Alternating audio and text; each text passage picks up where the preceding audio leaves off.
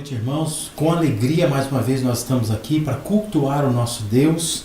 Quero recordar 1 Coríntios capítulo 1, verso 9, diz que fiel é Deus que nos chamou à comunhão do seu Filho Jesus Cristo. Que privilégio é o nosso, não é? Apesar de tudo que tem acontecido à nossa volta, nós temos esse privilégio. Fomos chamados à comunhão do seu Filho. Que você busque a Deus, que você cultue a Deus com todo o coração nesta noite, para a glória e para a honra dele mesmo.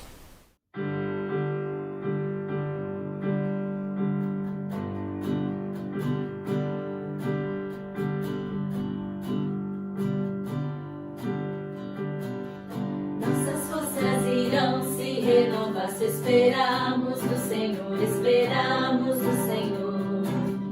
Nossas forças irão se renovar se esperarmos no Senhor, esperamos no Senhor. Ó Deus, Tu és a força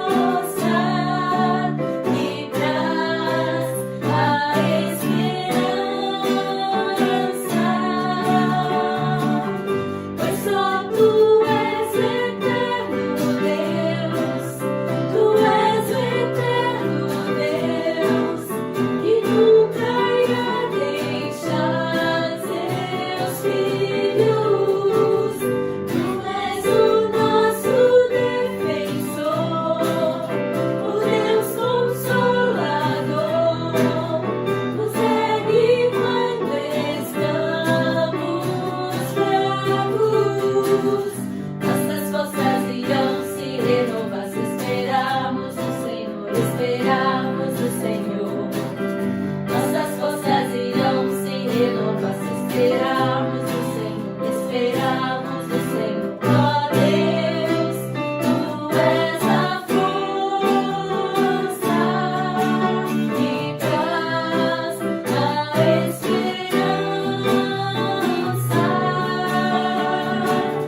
pois só Tu és o eterno Deus, Tu és o eterno Deus, que nunca irá deixar seus filhos.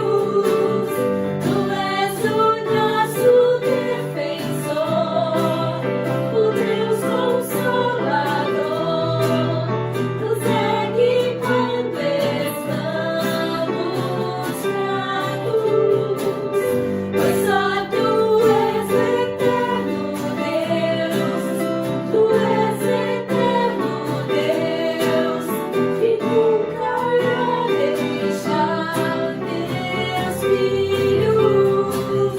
Tu és o nosso defensor, o Deus Consolador, nos ergue quando estamos fracos.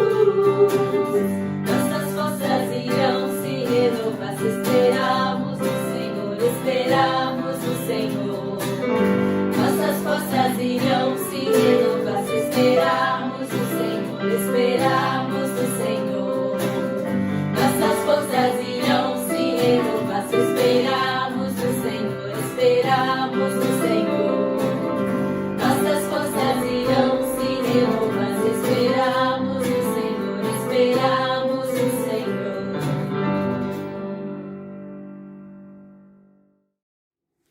Boa noite, irmãos. É sempre bom estar com vocês, mesmo nesse momento em que não estamos podendo estar presencialmente.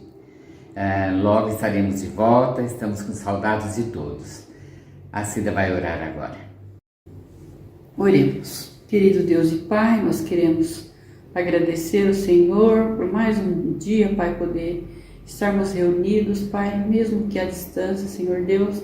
Obrigada, Pai, por essa oportunidade que temos de estar falando com o Senhor e sabendo, Pai, do seu cuidado, do seu zelo pelas nossas vidas, Pai. Muitíssimo obrigada, Deus, por tudo que o Senhor tem feito em nosso meio. Obrigada que o Senhor tem cuidado de nós, Pai.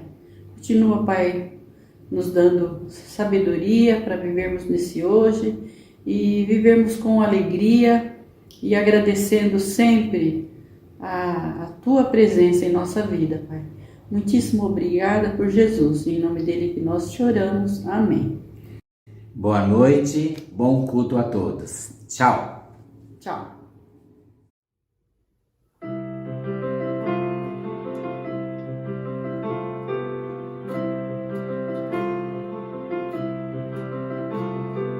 Salvador maravilhoso, Deus que tomou meu lugar, Cordeiro entregue ao Calvário, morto pra nos salvar, morto pra nos salvar.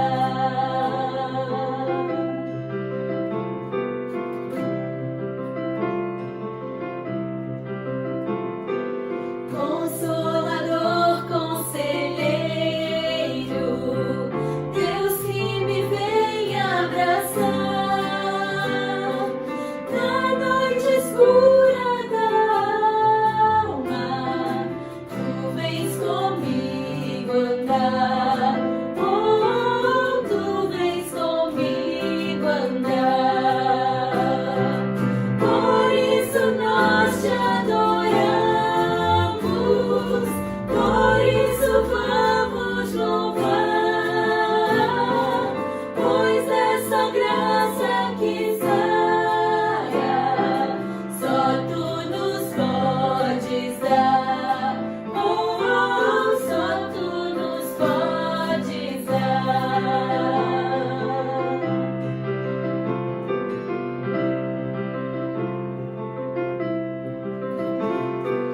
Pai poderoso e infinito, Deus que não cansa de amar, em meio às nossas fraquezas, nós vamos te buscar, nós vamos te buscar. Pai poderoso e infinito, Deus que não cansa de amar, em meio às nossas fraquezas, nós vamos te buscar, nós vamos te buscar. Por isso nós te adoramos, por isso vamos louvar,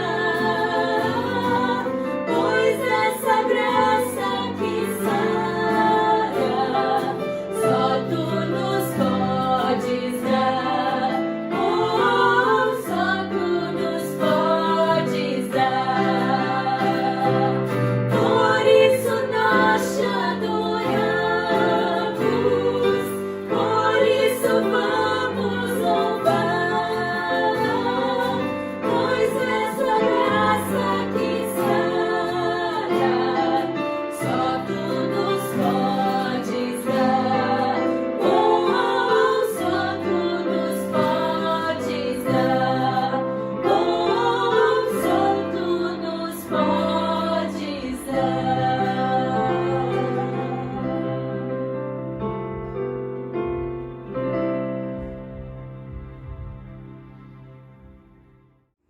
Olá, igreja, boa noite, graça e paz. Espero que estejam todos bem, apesar do momento difícil que estamos passando. Muita saudade de todos, de estar cultuando todos juntos.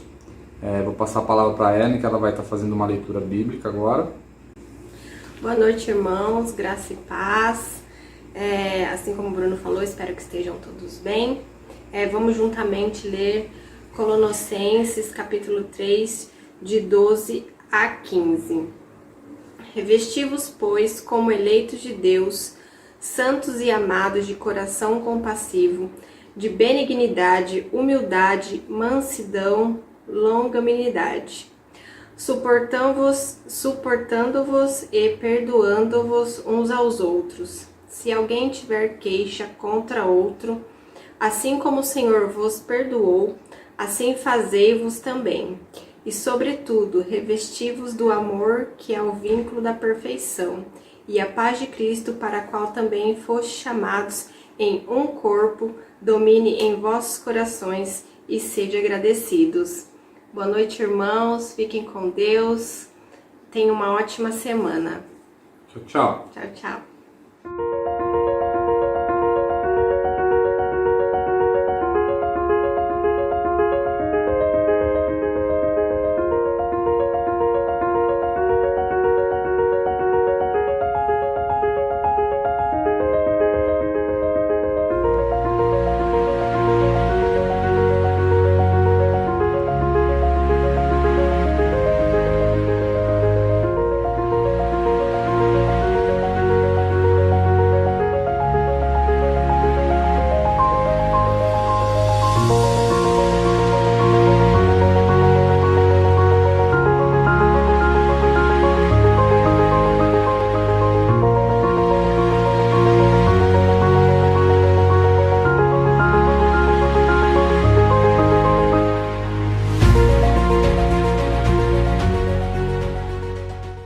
Retomando a nossa série de estudos na Carta aos Efésios, eu quero convidar você, mesmo da sua casa, e pega a sua Bíblia e abra para fazer algumas anotações, para poder seguir a leitura, fazendo alguns destaques, né, como eu sempre oriento a fazer, porque nos faz muito bem, né, fazer isso, porque isso nos ajuda, na hora de ler de novo o texto, a gente poder destacar algumas coisas. O texto de Efésios 4, nosso texto todo é Efésios 4, de 1 a 16, mas eu quero ler nesse momento os versos de 1 a 6, e eu estou usando aqui a versão da NVI.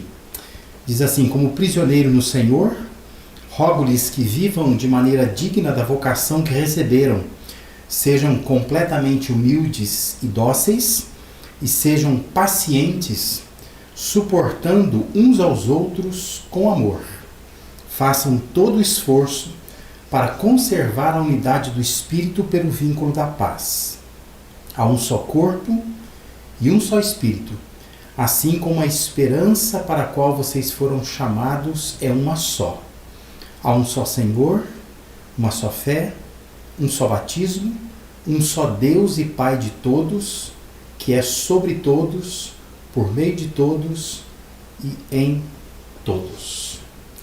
Nós estamos estudando a carta de Paulo aos Efésios e denominamos essa série de estudos Vida nos Trilhos, em razão da estrutura da carta, né, sendo basicamente esta carta dividida em duas grandes partes. Né? Uma das partes é os capítulos de 1 a 3, outra parte de 4 até 6, já temos explicado isso várias vezes aqui.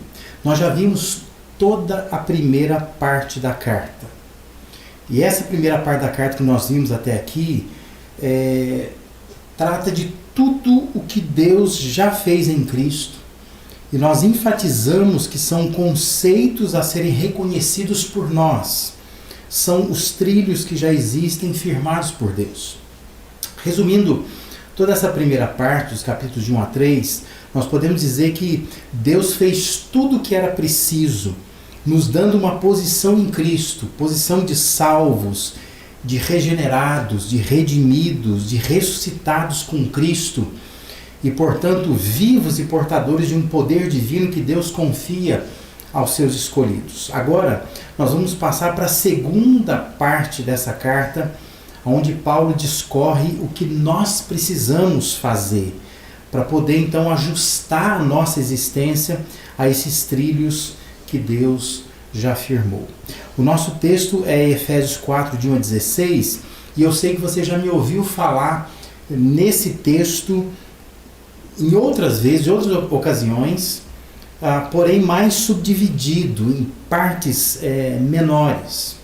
No entanto, hoje eu vou usar um zoom um pouco diferente, dando uma amplitude maior a esse capítulo 4, para a gente olhar para esses 16 versos de uma vez só.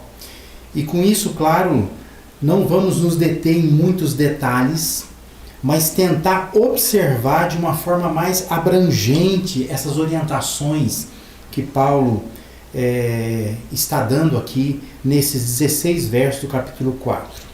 O versículo 1 é uma espécie de princípio geral. Paulo escreveu: como prisioneiro no Senhor, rogo-lhes que vivam de maneira digna da vocação que receberam. Vivam de maneira digna da vocação. Se você puder grifar isso na sua Bíblia, destacar isso na sua Bíblia, seria bom. Vivam de maneira digna da vocação.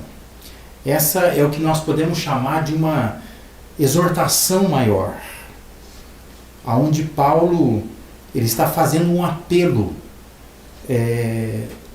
para que a vida, para que a vivência, para que a experiência, a prática estivesse à altura da vocação recebida. Vivam de maneira digna da vocação, Paulo está dizendo. Essa é uma grande exortação, é uma exortação maior, mais abrangente. A partir daí, Paulo vai então delinear áreas ou exortações menores, que na verdade são os vários espaços ou instâncias da vida onde se faz necessária uma adequação a esse padrão de Deus.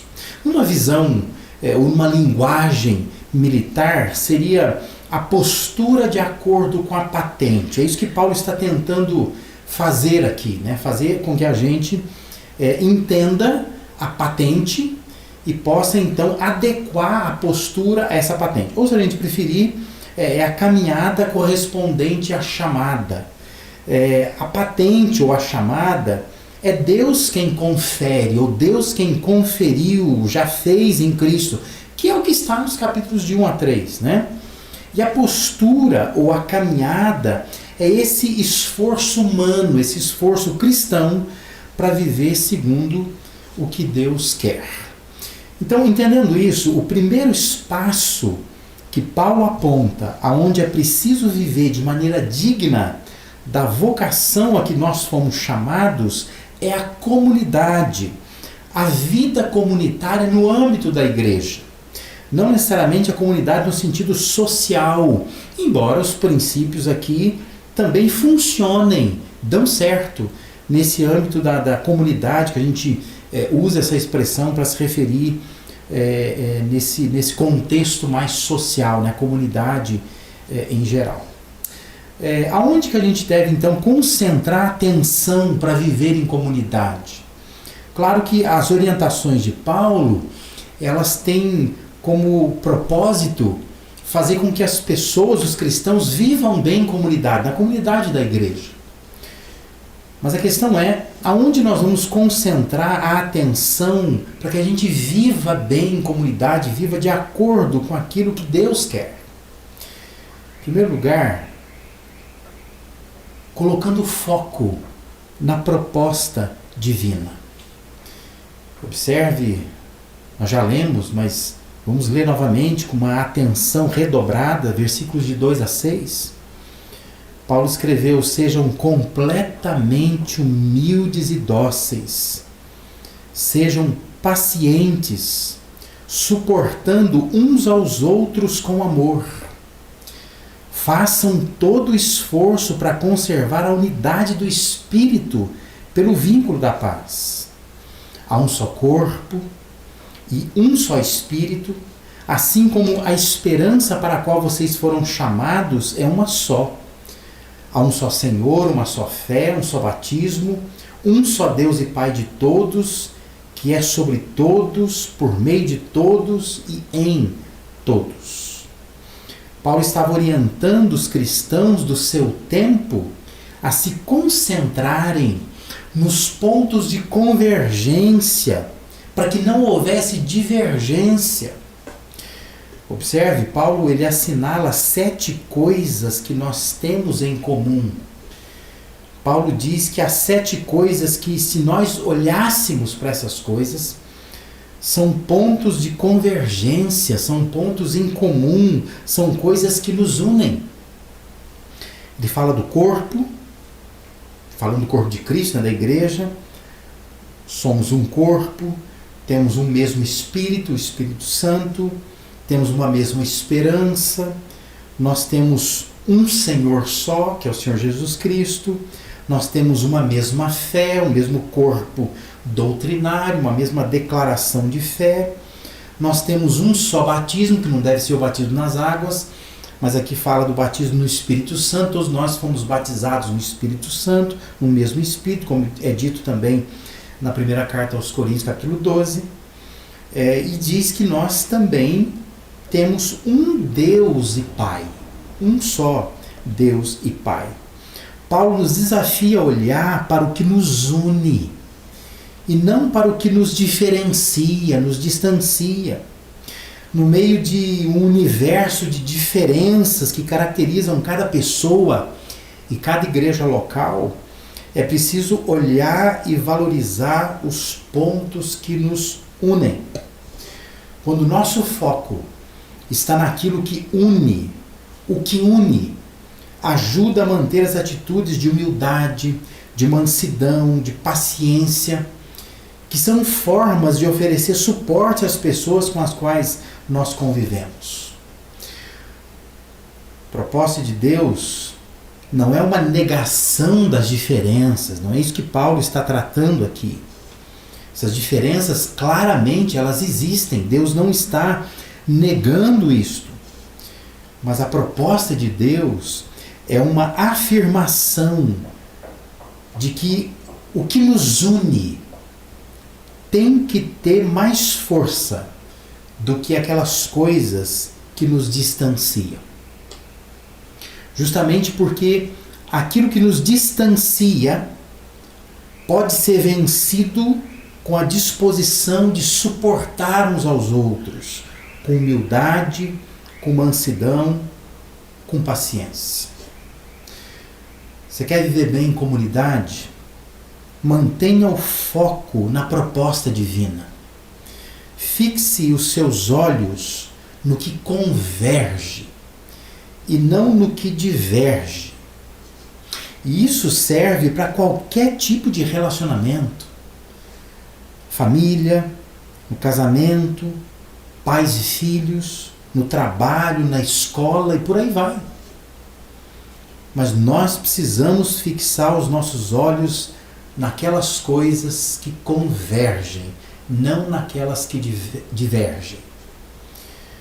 Porque a nossa tendência, muitas vezes, é a gente colocar os olhos nos defeitos, nos problemas, nas más qualidades, naquilo que eu não gostei em alguém. E a proposta de Deus é que a gente fixe os olhos naquelas coisas que podem nos unir e não naquelas coisas que podem nos dividir. Essa é uma postura que combina melhor com a patente do cristão. E é importante que nós compreendamos o que Paulo está propondo aqui no texto de Efésios capítulo 4. Nós precisamos manter o foco na proposta divina. Em segundo lugar, nós precisamos também manter o foco no processo divino. Observe comigo versículos de 7 a 13 do capítulo 4 de Efésios. Paulo diz: a cada um de nós foi concedida graça, conforme a medida repartida por Cristo. Por isso é que foi dito: quando ele subiu em triunfo às alturas, levou cativo muitos prisioneiros e deu dons aos homens. O que significa ele subiu, senão que também descer às profundezas da terra? Aquele que desceu é o mesmo que subiu acima de todos os céus, a fim de encher todas as coisas. E ele designou alguns para apóstolos, outros para profetas, outros para evangelistas e outros para pastores e mestres, com o fim de preparar os santos para a obra do ministério, para que o corpo de Cristo seja edificado, até que todos alcancemos a unidade da fé e do conhecimento do Filho de Deus e cheguemos à maturidade, atingindo a medida da plenitude de Cristo. Observe a transição de todos do versículo 6 para o cada um de nós do versículo 7. Paulo escreve assim: Deus é Pai de todos. Deus é sobre todos, age por meio de todos, está em todos. Mas a cada um de nós, foi concedida a graça, conforme a medida repartida por Cristo. Não se trata apenas do desafio de pessoas vencerem suas diferenças para se unirem em torno de Cristo, mas também de serem pessoas diferentes porque Deus as fez assim. E no caso dos crentes, dos cristãos, porque Deus concedeu dons que diferenciam uma pessoa de outra pessoa. Por isso, entenda, as diferenças são funcionais. As diferenças não são essenciais, ou seja, não tem a ver com o valor de cada um, mas com o funcionamento do corpo de Cristo. Está muito bem elaborado na primeira carta de Paulo aos Coríntios, capítulo 12. Se você ler lá, você vai perceber como que Deus, na sua sabedoria, na sua soberania, ele então distribui dons aos cristãos. E esses dons, evidentemente, acabam causando algum tipo de diferença entre um e outro. Porque Deus nos fez diferentes. E Deus nos constitui diferentes por causa dos dons diferentes que Ele acaba dando para cada um de nós. Mas é importante a gente manter o foco nesse processo divino. É assim que Deus trabalha. O processo divino é usar pessoas para treinar pessoas. Pessoas diferentes, dotadas de dons, de potenciais e talentos diferentes, que estão unidas em Cristo, para que Ele encha todas as coisas e a igreja atinja a medida da plenitude de Cristo, conforme diz o texto aqui. Mantenha o foco no processo de Deus. Isso significa que Ele está usando alguém para aprimorar a sua vida. E é óbvio que Deus quer usar você, quer usar a sua vida para lapidar outra vida, outras vidas. Essa é uma conduta que combina melhor com a nossa chamada. Eu queria chamar a sua atenção para isso. Maneira como você entende, como você olha para esse processo divino. Porque por vezes nós cristãos, nós vemos pessoas irem da igreja, voltarem à igreja, virem para a igreja, e nós não nos damos conta do que Deus está querendo fazer. Muitas vezes Deus está usando alguém para aprimorar, para lapidar, para trabalhar a sua vida. E Deus, às vezes, coloca alguém na sua vida porque Ele quer que você trabalhe naquela vida, aprimore aquela outra vida. Mas a nossa tendência muitas vezes não é essa. Nossa tendência é quando a gente se depara com alguém que a gente percebe que essa pessoa é um pouco incompatível conosco. Nossa tendência é desprezar, se distanciar, é querer que ela se vá, porque nós não queremos nem trabalhar na vida dela e nem permitir que sejamos trabalhados por meio da vida dela. Mas esse é o processo de Deus. Mantenha o foco no processo de Deus. Você quer viver bem em comunidade? Você precisa se concentrar nisso, dar atenção a isso. Essa é uma conduta que combina melhor com a nossa chamada. Nós somos chamados para isso. Deus distribuiu dons aos homens, usando pessoas para trabalhar com pessoas. Significa então que eu sirvo para trabalhar a vida de alguém. E significa que alguém serve para trabalhar a minha vida também. Pense nisso. Foco no processo divino. Isso nos ajuda a viver bem em comunidade. Em terceiro e último lugar, é preciso manter o foco no propósito divino. Observe, versículos 14 a 16, Paulo escreveu: o propósito é que não sejamos mais como crianças, levados de um lado para outro pelas ondas, nem jogados para cá e para lá por todo vento de doutrina, e pela astúcia e esperteza de homens que induzem ao erro. Antes, seguindo a verdade em amor, cresçamos em tudo naquele que é a cabeça, Cristo. Dele todo o corpo, ajustado e unido, pelo auxílio de todas as juntas, cresce e edifica-se a si mesmo em amor, na medida em que cada parte realiza a sua função. Deus quer que nossa vida em comunidade seja expressa em maturidade. Paulo diz que o propósito de Deus para a nossa vida em comunidade é vencer essa instabilidade que é típica de criança, que é levada para lá, para cá, a cada hora, porque está encantada com alguma novidade que aparece, com alguma coisa diferente que se coloca diante dela. Paulo está dizendo: o propósito de Deus para a nossa vida em comunidade é que a gente vença essa instabilidade. É que nós, seguindo a verdade em amor, cresçamos em tudo naquele que é a cabeça, Cristo. Nós vivemos talvez o tempo de maior acesso a conhecimento, a informação. Talvez nenhum tempo na nossa história, na existência humana, existiu tanta possibilidade de acesso ao conhecimento. Universidades acessíveis para que as pessoas possam estudar, universidades públicas, universidades que têm programas de bolsas, universidades que são possíveis, né, de serem pagas, né, pelas pessoas.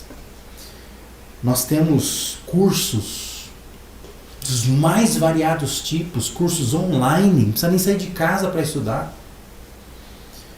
Nós temos leis que obrigam a estudar, leis que obrigam o próprio Estado a oferecer condições, ou escolas a oferecer condições. Nós temos internet, nós temos equipamentos, nós temos muito subsídio para a gente pensar que nós vivemos um tempo onde ter acesso à informação, ao conhecimento, não é algo difícil. É muito fácil. Mas não é difícil perceber como está faltando tato, como está faltando bom senso, como está faltando sabedoria, como está faltando sensibilidade, como está faltando maturidade. Por isso, preste atenção numa coisa: não é de conhecimento que mais estamos precisando. Não é. Porque nós temos acesso a muito conhecimento. Mas não é disso que nós mais estamos precisando. O que nós estamos precisando é de uma atitude, é de uma postura que demonstre que nós atingimos de fato o conhecimento, que nós sabemos aplicar esse conhecimento. É preciso focar nesse propósito divino. Pessoas diferentes, pessoas divergentes, unidas numa comunidade de fé, recebendo de Deus dons diferentes, crescem bem ajustadas, conectadas, unidas, cada uma realizando sua função para a glória de Deus.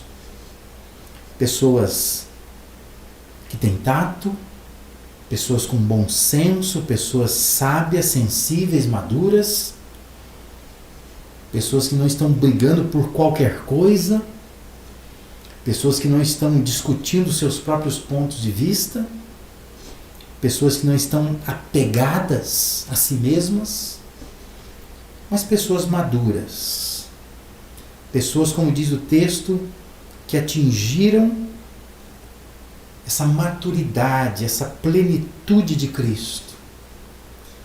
Pessoas que estão mais preocupadas em cumprir as suas tarefas, em exercer os seus deveres, do que exigir os seus próprios direitos. Essa é uma postura que combina melhor com a nossa patente. Paulo queria que aquelas pessoas que fossem ler aquela carta entendessem isso. Deus quer que eu e você entendamos isso.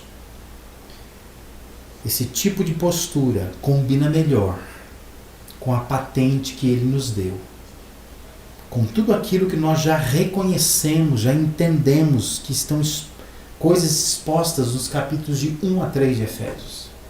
Mas agora nessa transição para outra parte, a parte mais prática, Paulo está fazendo uma grande exortação, dizendo: vocês precisam ajustar a caminhada de vocês à chamada de vocês.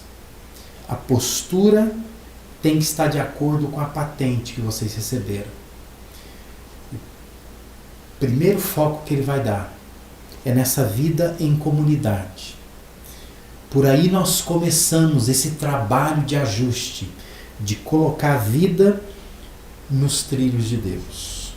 Esse é o ponto de partida, o início que Paulo está dando aqui, nessa parte mais prática da carta aos Efésios.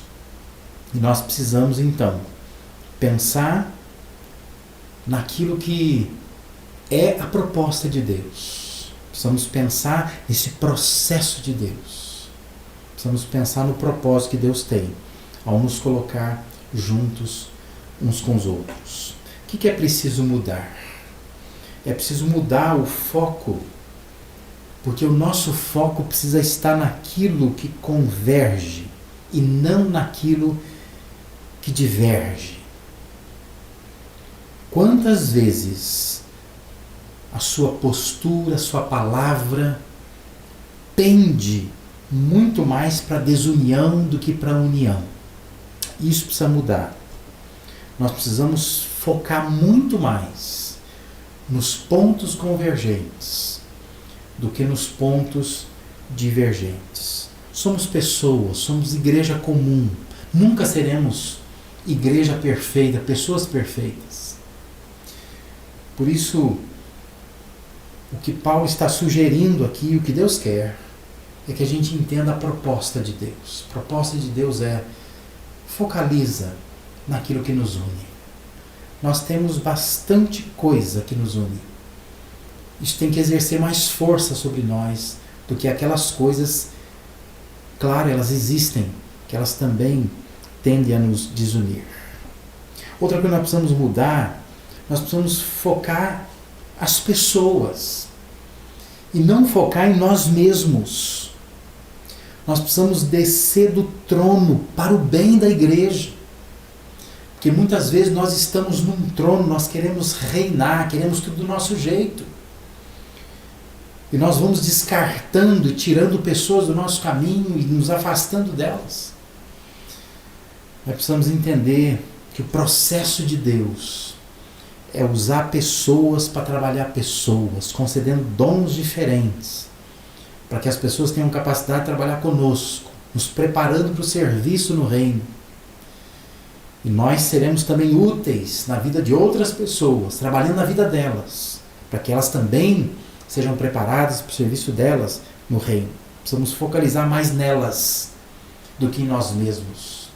E quando a gente faz isso, nós acabamos sendo trabalhados e descemos desse trono que nós nos colocamos muitas vezes, querendo que tudo seja do nosso agrado, do nosso jeito. Uma terceira coisa a mudar, nós precisamos focar na maturidade e não só no conhecimento.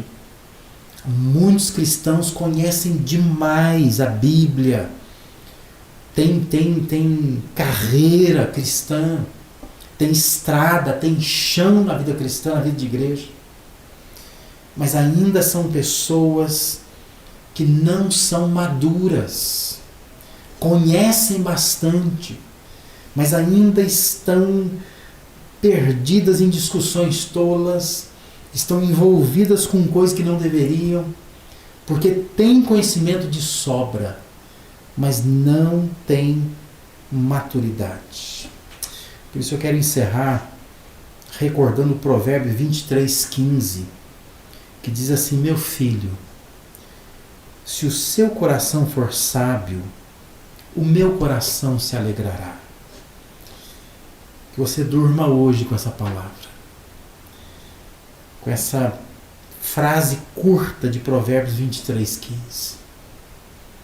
Isso aqui é palavra de um homem ao seu filho, palavra de Deus a nós, seus filhos. Meu filho, se o seu coração for sábio, o meu coração se alegrará. Que você ouça Deus te dizendo isso: meu filho, se o teu coração for sábio, o meu se alegra. Que a gente possa sair deste culto, encerrar esse tempo aqui de reflexão na sua palavra, querendo de fato focar na proposta que Deus tem, focar no processo que Deus tem, focar no propósito que Deus tem. Fazendo isso, eu tenho absoluta certeza que nós vamos viver bem em comunidade. E aqui, a partir daqui, nós estamos colocando então nossa vida nos trilhos de Deus, entendendo que Deus já nos deu uma patente, Deus já nos fez uma chamada, uma vocação. E agora então nós vamos corrigir as nossas pisadas, nós vamos corrigir a nossa caminhada, nós vamos adequar a nossa vida àquilo que Deus já traçou. Vamos orar? Deus, muito obrigado. Tua palavra, Deus, é sempre rica e ela esbanja conhecimento, esbanja sabedoria. E nós, ó Deus, ficamos encantados como o Teu Espírito Santo aplica essa palavra ao nosso coração. Obrigado, ó Deus, porque certamente esses 16 versículos do capítulo 4 de Efésios têm muito mais ensinamentos, tem outros tantos detalhes que nós não paramos neles aqui. Mas essa visão abrangente que nós tivemos já nos dá a condição de podermos colocar a nossa vida de acordo com aquilo que o Senhor nos chamou. Ó Deus, nos abençoa. Nós queremos, nesta noite, ajustar a nossa postura à patente que o Senhor nos deu. Queremos ajustar a nossa caminhada à chamada. Nos ajuda nisso, ó Deus. Queremos começar pela comunidade, pela nossa vida na comunidade e na igreja. Queremos, ó Deus, focar naquilo que nos converge, não naquilo que nos faz divergir. Nos ajuda nisso, Pai. Queremos, ó Deus, nesta noite tomar a decisão de entender o Teu processo. O Senhor está usando pessoas em nossas vidas. E as nossas vidas na vida de pessoas. Por isso, ó Pai, muda o nosso olhar, a maneira de olhar para as pessoas. Porque muitas vezes nós estamos olhando para elas com desprezo, estamos dizendo que nós não batemos com ela, não combinamos com elas, mas queremos, ó Deus, nesta noite, humildemente, descer do nosso trono e reconhecer que o Senhor tem de forma proposital nos colocado diante de pessoas e pessoas diante de nós, para sermos trabalhados e para trabalharmos com elas.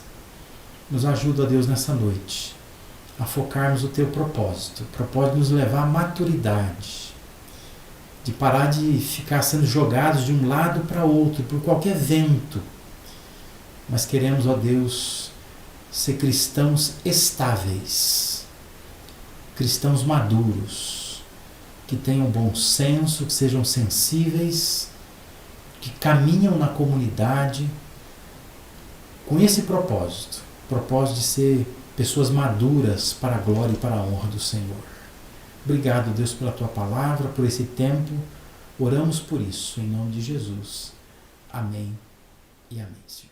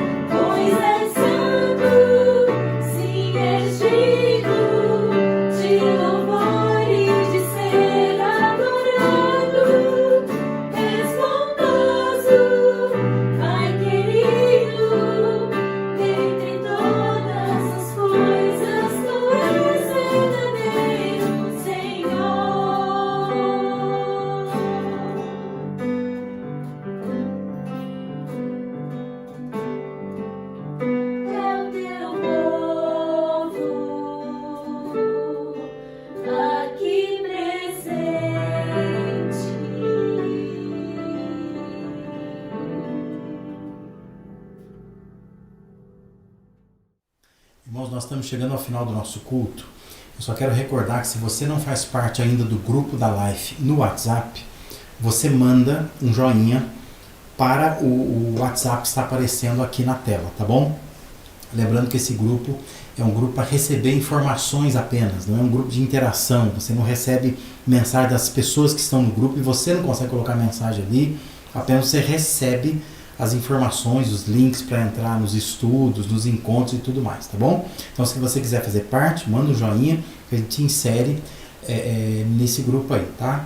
Eu quero lembrar também ao pessoal que tem feito classe de batismo, nós estamos já caminhando para os estudos finais, né? Nessa terça-feira, 19 horas, temos o nosso encontro, e a gente recebe o link também através do grupo no WhatsApp. Também na quinta-feira temos a nossa pausa live. Eu quero agradecer muito aos irmãos que já têm participado, tem sido um momento de muito calor, né? Da gente poder estar junto ali pela plataforma do Google Meet. E que bom né? Quando a gente vai vendo aquele pessoal todo entrando, a gente se sente nesse calor da comunhão, né? Não estamos podendo nos reunir em culto, mas ali acaba sendo um encontro muito caloroso, de muita oração. Eu queria convidar você, se você não tem participado, participe nessa quinta-feira, às 20 horas começa esse encontro. O link vai um pouco antes, através também do nosso grupo no WhatsApp, tá? Domingo que vem nós temos a nossa Life Educa, às 9 horas da manhã, temos uma classe de Antigo Testamento, outra de Novo Testamento. Participe dessas classes, também a gente pode interagir nelas através da plataforma do Google Meet. E domingo que vem o nosso culto também, a gente vai informando durante a semana o andamento das coisas, né? Nós temos orado muito pelo nosso país e nós queremos que, sobretudo, essa pandemia possa estar perdendo a sua força e nós podemos ver muito menos pessoas, né, adoecidas com esse vírus. Mas a gente vai informando os irmãos quando voltam os cursos presenciais, as programações, tudo isso a gente faz através das mídias sociais e através do nosso grupo no WhatsApp também. Quero agradecer muito os irmãos que têm contribuído e eu peço a você que continue contribuindo e nós louvamos a Deus pela sua vida, porque você tem tido essa visão, né, de cooperar com esse trabalho através das nossas contas, da nossa conta, né, que está aparecendo aí, das formas que nós temos para essa contribuição. Deus possa abençoar você, que você tenha uma excelente semana. Enquanto nós cantamos uma última música, você pode também fazer sua contribuição e fazer dessa contribuição um ato também de culto, de gratidão ao nosso Deus. Deus te abençoe e uma excelente semana.